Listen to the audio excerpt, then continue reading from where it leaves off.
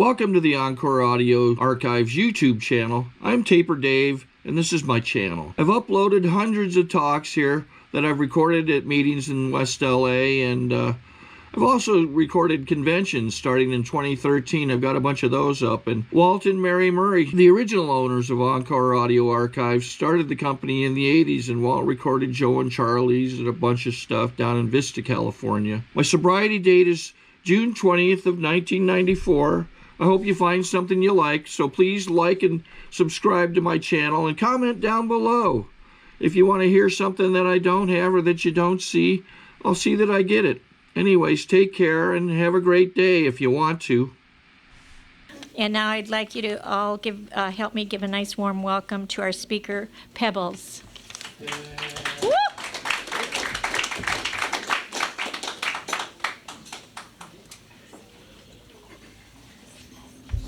I'm Pebbles. I'm an alcoholic.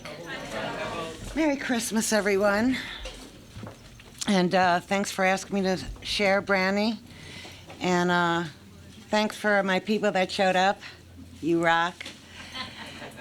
And I know that holidays are difficult because it sort of like reminds us of whatever it is we went through. That's a trigger. And I'm really grateful for Marina Center for having this telethon, because I know that holidays are usually hard. I was just at my friend's house, which I'm going to go back to afterwards, and because of the program, I get to have lots of friends today, and because of the program, I get to keep them if I want to. Hi. Okay, I guess I'll tell you what it was like, what happened, and what it's like now, really quick. It's like I know everybody here, and I don't really want to talk. I just want to lie. Okay. I'm like so bored with my story, you know what I mean? Okay, what it was like. Phil, hi. Oh my God. You know, I want to say, I ate so much at this party that I just went to.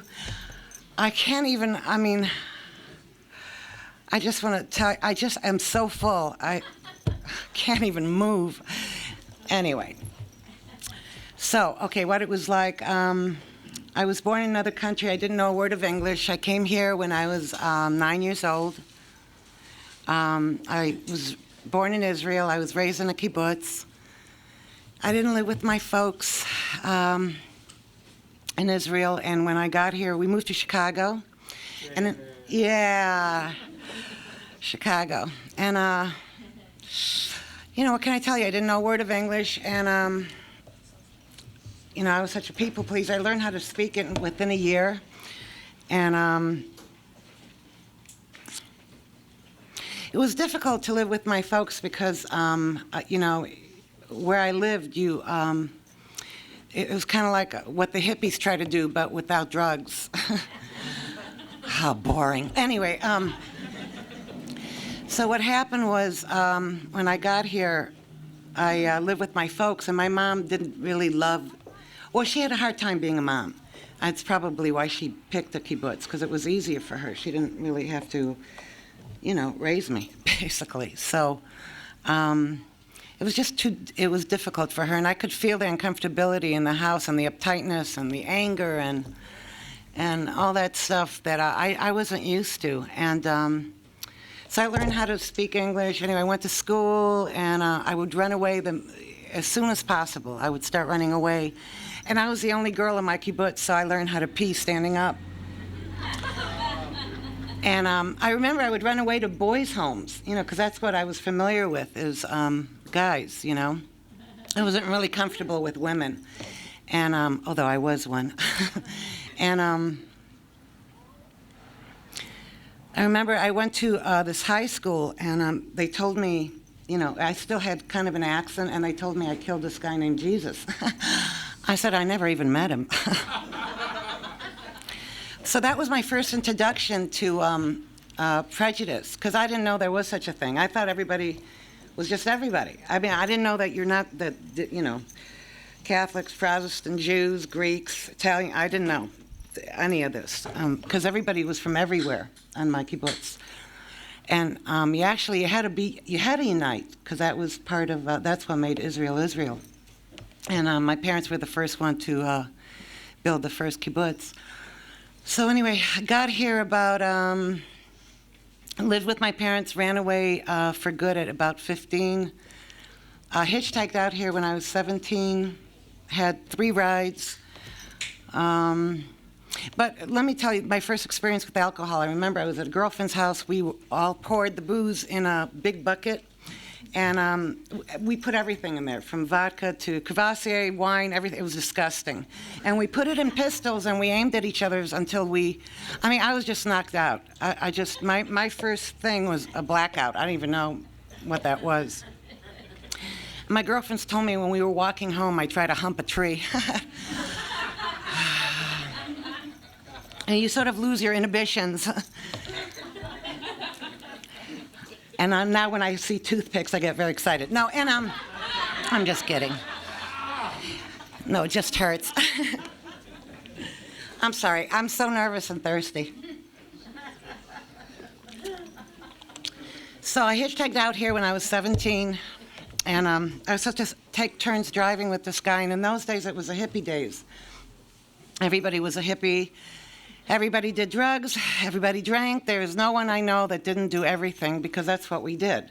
I mean, and if you didn't do that, you probably weren't on this planet, at least in those days. And it was very, acceptable. I mean,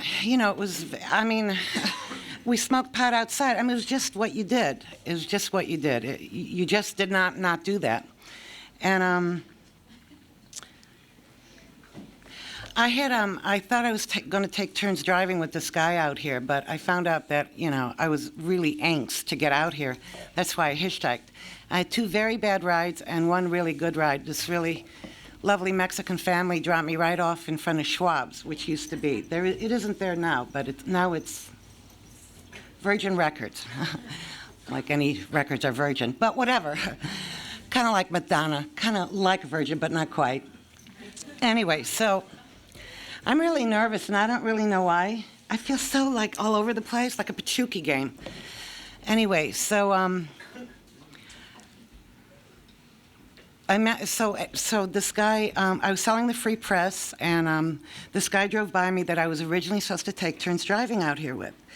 And I went to his place, and I washed my clothes because they were full of blood and mud from the 2 rides that I had before. And this guy walks in, and I just have a sheet on me because I washed my clothes. And I take a vase to go hit him, and because I'm still very nervous from what had happened to me from the rides that I accepted hitchhiking out here. And by the way, in those days, everybody hitchhiked. So I take a vase to hit this guy, and he grabs my arm. I just have a sheet on. He goes, "My name is Michael. I live here. My real name is Samantha." So I said, "Oh my God, I'm Sam. I didn't know anybody else lived here." And we got married. So, because I didn't date,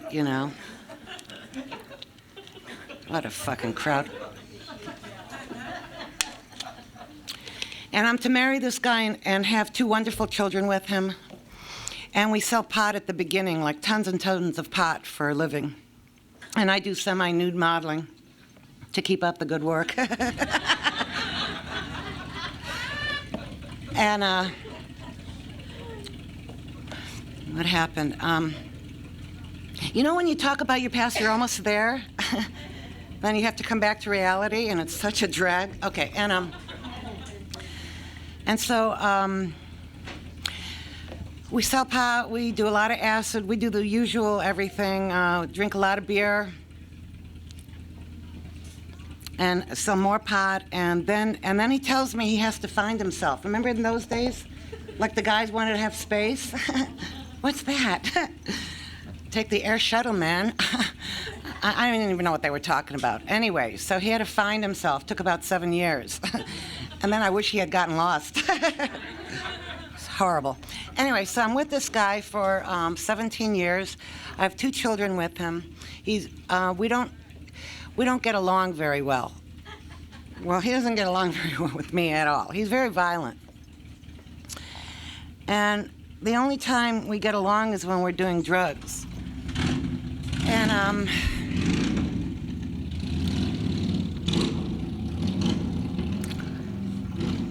in 1985, he had picked me up by my neck and he threw me through a sliding glass window, and the look on my children's faces, this happened all the time, but this time I felt really guilty about them seeing it, and about me not having the courage to do anything about it, or, just not having the courage. Which is what drugs and alcohol did for me, by the way. Usually I had a lot of courage, and I would be able to say anything, and the voice would be quiet after I said it. I didn't think about it.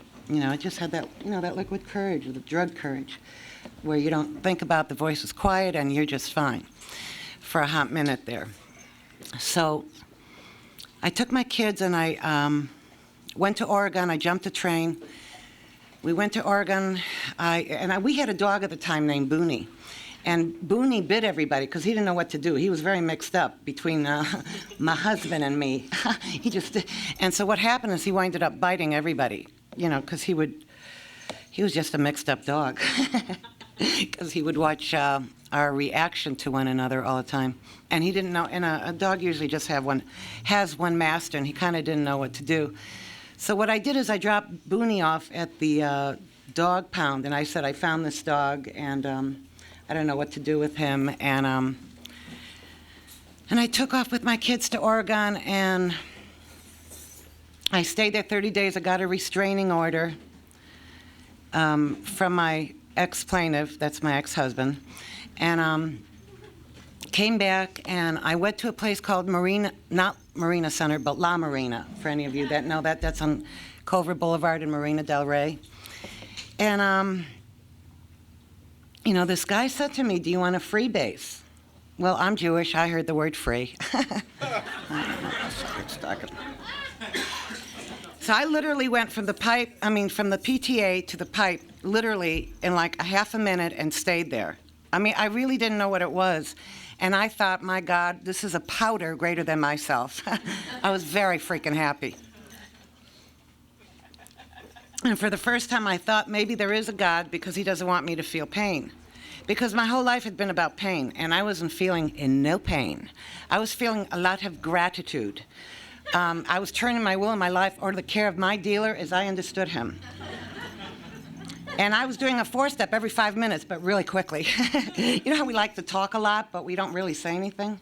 But we want to get it off our chest, and we don't even know, there's nothing even to get off our chest, because we don't know, I didn't know what I was talking about. I don't know what I was talking about, but I was doing it really quickly. It was like doing a drive-by fourth every 5 minutes.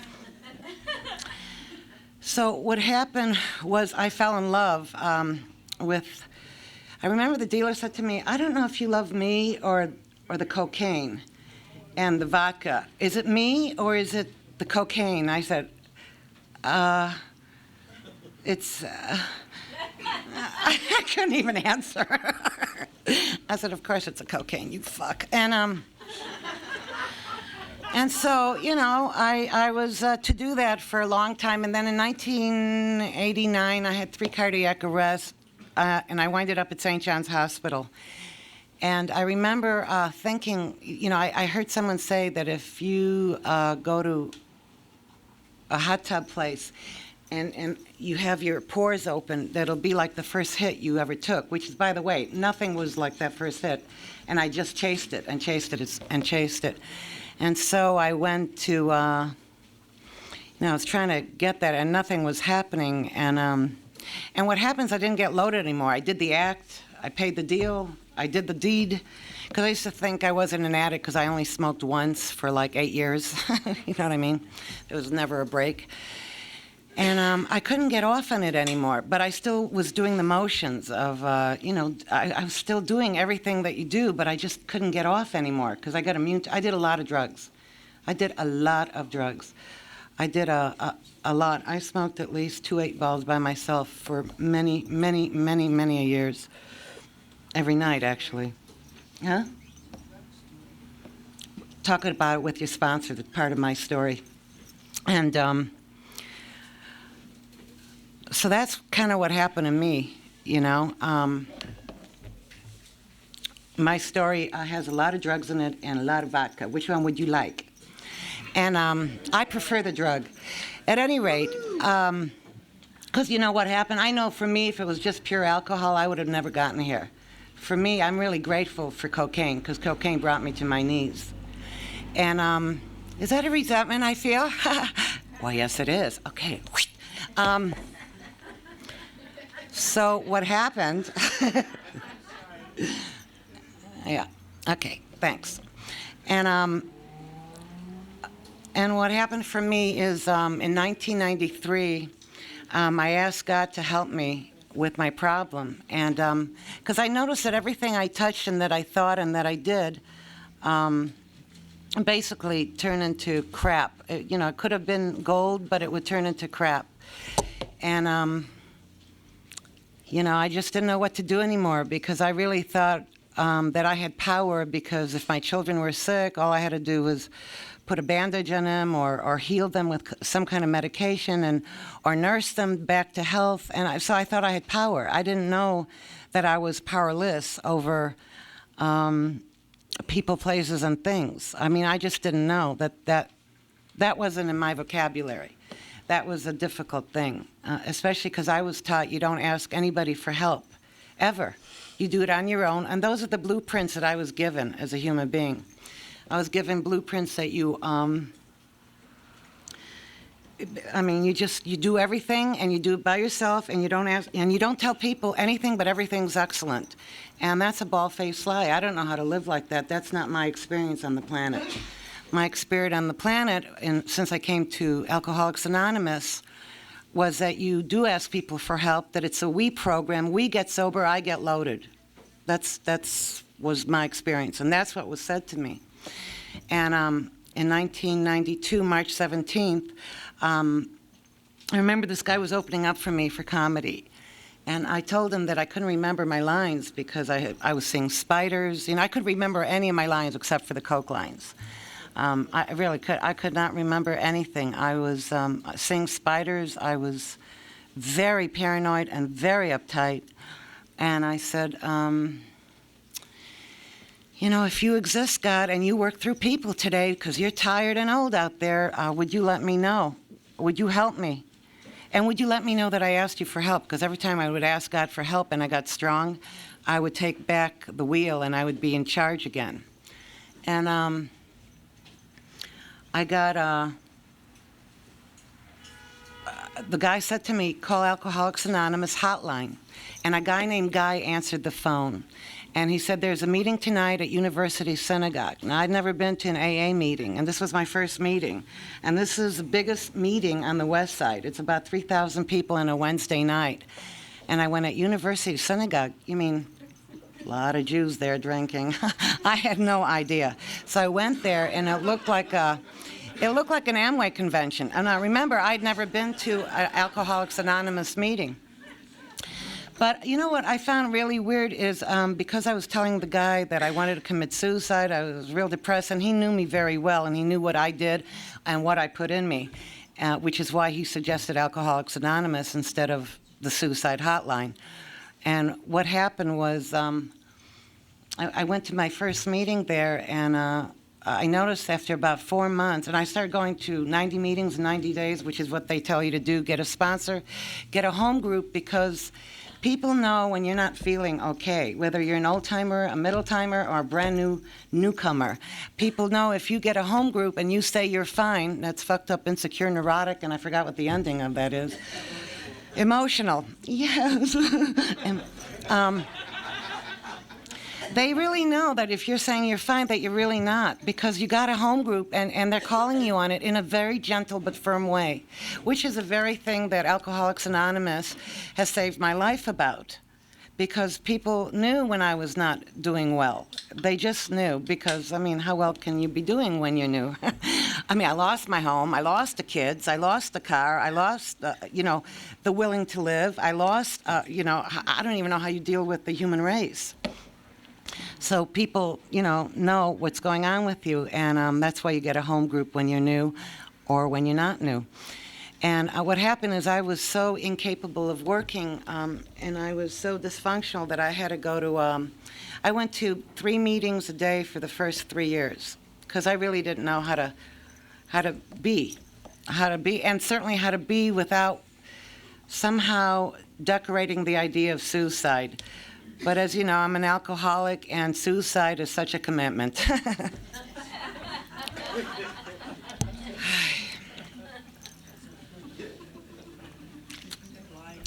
So what happened was, I noticed that the feeling of suicide about 4 months later actually left, and I wasn't thinking just about that. Maybe sporadically, but it was more about kind of like living and kind of looking forward to going to a meeting and hearing speakers, and speakers in particular that made me laugh, because I find that laughter is the core of my being, that without laughter, I cannot live on this planet, nor do I want to. No, why would I? That's the joy that I get. And I heard a lot of really good speakers in Pacific Group, actually. And well, the reason I heard a lot of good speakers is because they had to have 10 years in order to even share on a Wednesday night, which I didn't know, until way later. I didn't know. And so they sort of had their, stuff together, and they sort of looked like they were helping each other's quite a bit. And they all had to have sponsor, commitment. And then I found the Marina Center. And I came here every day, this and the Alana Club and another 12-step meeting. As you know, I had that cocaine problem. And I went to a lot of meetings, and I met a lot of people, and I did a lot of commitments, and I stayed out of my head. I didn't realize that that's what was happening.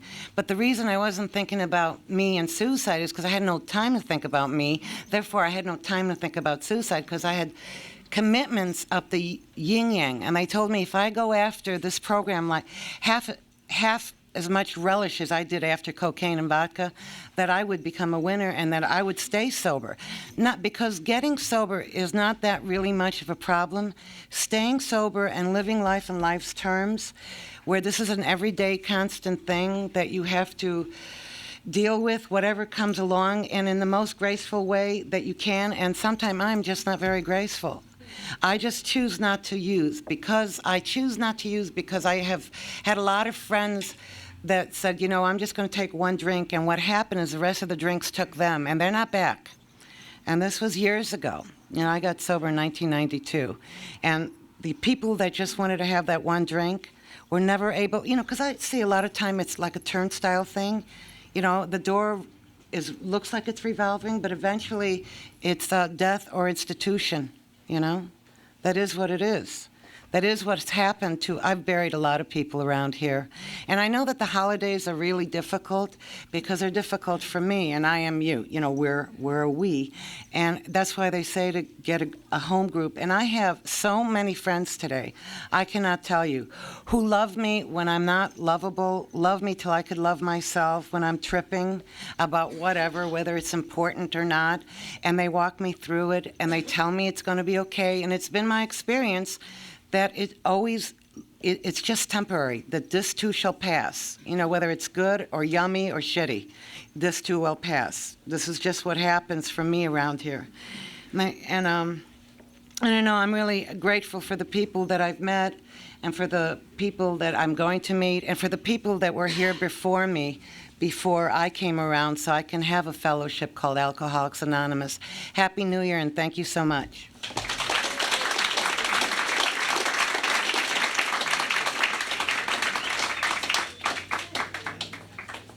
I think we got a great talk going on here. Thanks for watching the channel. Taper Dave here.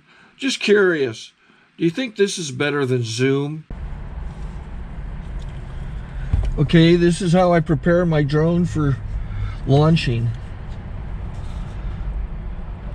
I like to do it inside the cab of my truck so I'm not standing outside in the weather. To install the joysticks for control, up and down, right and left, powered on. I have an Android phone that I use to connect it to the drone with, and it's actually controlled through the iPhone, through an app. Oops, wrong way. It's actually controlled through the iPhone, or through this Android phone, through the app. It's actually controlled through the Android phone through an app, and you connect it through this short connection right here.